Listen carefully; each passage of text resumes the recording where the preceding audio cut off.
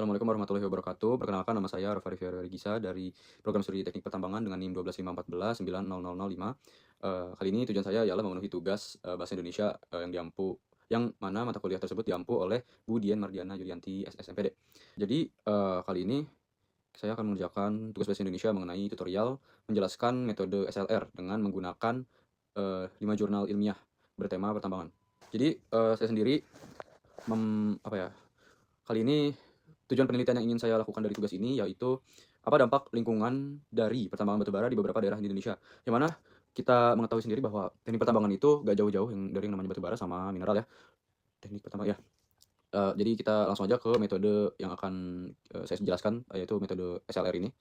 Oke. Baik, jadi pertama-tama yang mesti dilakukan yaitu kita mencari jurnal ya. Kalau dari Budian sendiri meminta saya bahwa 5 jurnal aja udah cukup tentang pertambangan ya. Jadi kita buka dulu yang namanya Scholar, Google Scholar. Nah, di sini tuh tempatnya banyak jurnal-jurnal ya. Biasanya tuh di sini tuh tempatnya jurnal-jurnal Indonesia ya. Jadi kita buka aja. Terus kita karena tujuan saya tadi ialah ini dampak lingkungan dari pertambangan batubara di beberapa daerah ya. Jadi mungkin saya tulisnya gini aja. Dampak pertambangan batubara terhadap lingkungan. Nah, di sini kita udah punya banyak pilihan ya sebenarnya, tapi saya cuma butuh 5 kan. Jadi saya nyari rentan waktu yang nggak terlalu jauh dan nggak terlalu pendek juga. Mungkin kalau misal dikasih minimal suruh 10 ya, berarti rentan waktu paling ya pendek-pendek, misal 2015, 2016, 2017, 2018. Cuman kalau ini kan disuruh 5, mungkin saya ada kayak loncat 2 tahun, 3 tahun, 4 tahun gitu. Tapi ini pendapat saya pribadi ya Bu, jadi opsional kalian juga boleh ikutin atau enggak. Jadi ini saya udah milih beberapa jurnal ya, saya udah siapin. Jadi di sini ada yang pertama jurnal dari Teknik Lingkungan UI ya. Ini disetujui itu tahun 2013 ya, disetujuinya 2012 dan diterima 2013. Ya berarti ini jurnal 2013 lah ya. Terus saya cari lagi jurnal dan saya dapat yang dari 2017 ya. Jadi rentan waktu paling ini 4 tahun ya. Karena apa? Karena tujuan saya juga pengen istilahnya kayak membandingkan atau mengurutkan tuh dampak pertambangan batubara zaman dulu ke zaman sekarang itu sama-sama aja ataukah ada perubahan ya dampak pertambangan batubara terhadap lingkungan, terhadap ekonomi, terhadap masyarakat gitu. Jadi ini 2000 berapa tadi? Ini 2017, itu 17. Terus selanjutnya ada 2021 ya. Ini dari UPN ya, jurnal UPN. Lalu selanjutnya ada ini jurnal 2000 mana? 2000 ini 2024 ya publish-nya nih. 2024. Dari Kalimantan Timur. Oke. Terus nah, terus ini jurnal 2025 ya paling terbaru ya. Ini di Sumatera Selatan. Nah, dari 5 jurnal itu saya dari awal udah siapin, udah bikin suatu table yang mana agar mempermudah saya mengambil kesimpulan serta lebih gampang dalam menjelaskan gitu ya. Jadi dengan metode saya bikin agar metodenya lebih gampang itu dengan cara dibuat table kayak gini. Ya, dibuat table. Oke, jadi kita mulai jelasin aja.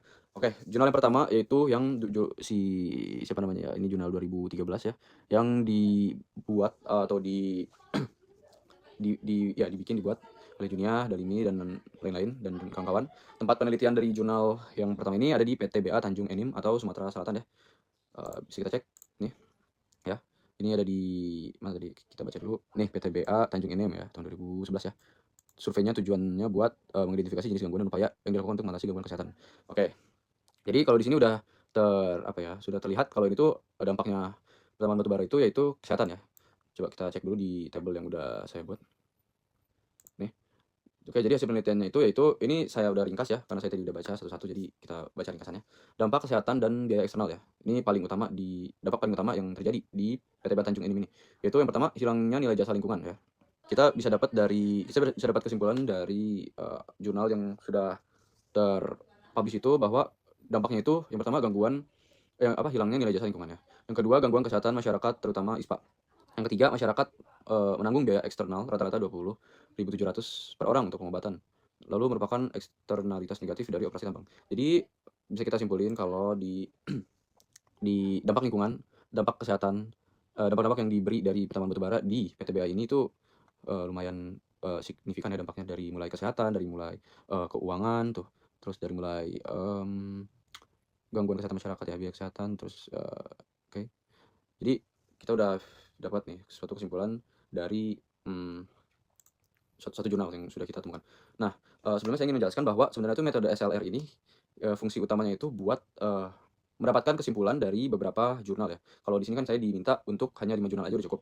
Dan metode SLR ini intinya tuh kayak, misal, analoginya kita ingin membeli HP ya, yang bagus di tahun 2025 yang harga 3 jutaan. Nah, kita minta pendapat nih dari 10 orang teman kita. Nah, 6 orang bilang HP A bagus dan 4 orang lainnya bilang HP B bagus. Gimana? 6 orang, bilang bahwa HP A bagus ya, 4 orang bilang bahwa HP B yang bagus. Nah, kalau kita ya sebagai orang awam pasti akan milih yang, apa ya, jumlahnya tuh lebih banyak ya, kuantitatif. Karena lebih, apa ya, bisa meyakinkan gitu. 6 orang dilawan 4 orang ya kan, pasti milih yang HP A dong. Nah, metode SLR itu kayak gitu. Jadi kita tuh tujuan utamanya yaitu jadi mungkin, bahasa gampangnya itu SLR itu adalah sebuah metode yang menyampaikan kita yang memberi arahan kepada kita agar mendapatkan suatu kesimpulan, yaitu dengan cara, melalui beberapa perbandingan jurnal, kayak gitu. Misal kayak ini kan kita tentang dampak dampak pertambangan batu bara terhadap, eee, apa, lingkungan, kesehatan masyarakat, ekonomi ya, dari, eee, iya dari pertambangan batu bara. Jadi tujuan utamanya ialah agar kita bisa lebih, mengetahui kalau dampaknya itu sekarang tuh kayak gini loh gitu, ya.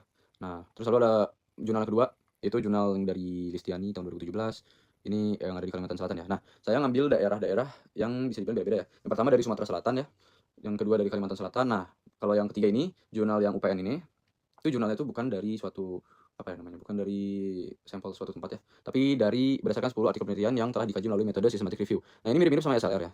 Karena apa? Karena dia tuh hitungannya jurnalnya tuh merangkum dari 10 jurnal lainnya, tuh. Nah, jadi segini aja nih, tuh. Nah, dia tuh menggunakan metode, kesehatan lingkungan berdasarkan 10 artikel, menggunakan metode systematic review. Jadi ini tuh mirip-mirip sama metode SLR, mungkin bedanya tuh ini tuh lebih ngeringkas gitu ya. Kalau kita kan pengen tahu kesimpulannya ya, kesimpulan dari beberapa jurnal gitu. Oke, lalu yang keempat, jurnal keempat saya nih yang 2024, kita cek dulu. Nih, yang 2024. Oke. Itu berada di Kecamatan Batu Sopang, Kabupaten Pasir, Kalimantan Timur ya. Nah, dampaknya ini, kalau ini dampaknya ekonomi sama lingkungan ya. Dampak, negatif lingkungannya kayak penurunan kualitas air dan udara. Terus kalau dampak ekonominya tuh positif, perekonomian lokal terdongkrak karena kedatangan dan aktivitas ekonomi para pekerja tambang. Jadi di jurnal yang ini tuh, apa, pekerja lokalnya tuh diberi kepercayaan untuk mengelola juga. Jadi nggak cuman perusahaan itu hanya menguruk area tersebut, tapi juga mempekerjakan orang-orang lokal yang ada di situ gitu. Terus yang terakhir ini yang jurnal kelima dari Sumatera Selatan. Itu dampak sosial ekonomi dan lingkungan ya. Dampak positif ekonomi, menciptakan lapangan kerja, meningkatkan pendapatan daerah, mendukung pembangunan infrastruktur. Lalu ada dampak negatif lingkungan, menyebabkan deforestasi, pencemaran air dan udara, kerusakan ekosistem, dan berpotensi menurunkan kualitas hidup, hingga memperburuk resiko bencana alam. Nah, kita tadi udah menjelaskan nih, hasil penelitian ya, dampak-dampak dari pertambangan batu bara di beberapa daerah di Indonesia ya. Nah, ini kan udah dapat dampak-dampaknya nih dari 5 jurnal. Nah, biar kita lebih bisa mengetahui secara apa ya, gambaran umum, makanya itu kita menggunakan metode SLR. Ini kan daerah-daerah di Indonesia ya, berarti ini kita bisa langsung mengambil kesimpulan lah, bahwa dampak-dampak ya, kesimpulannya dampak yang dihasilkan dari pertambangan tersebut di Indonesia, yaitu bisa dilihat di sini, pertambangan batu bara menimbulkan dampak lingkungan yang serius dan konsisten di berbagai lokasi, terutama berupa pencemaran air, tanah, udara, kerusakan ekosistem, serta deforestasi. Dampak ini langsung mempengaruhi, kesehatan masyarakat dengan ISPA sebagai gangguan paling umum dan mengakibatkan hilangnya jasa lingkungan serta beban biaya eksternal yang harus ditanggung warga. Secara hukum juga, kerusakan lingkungan tersebut juga dinilai sebagai pelanggaran hak atas lingkungan sehat sebagai bagian dari HAM.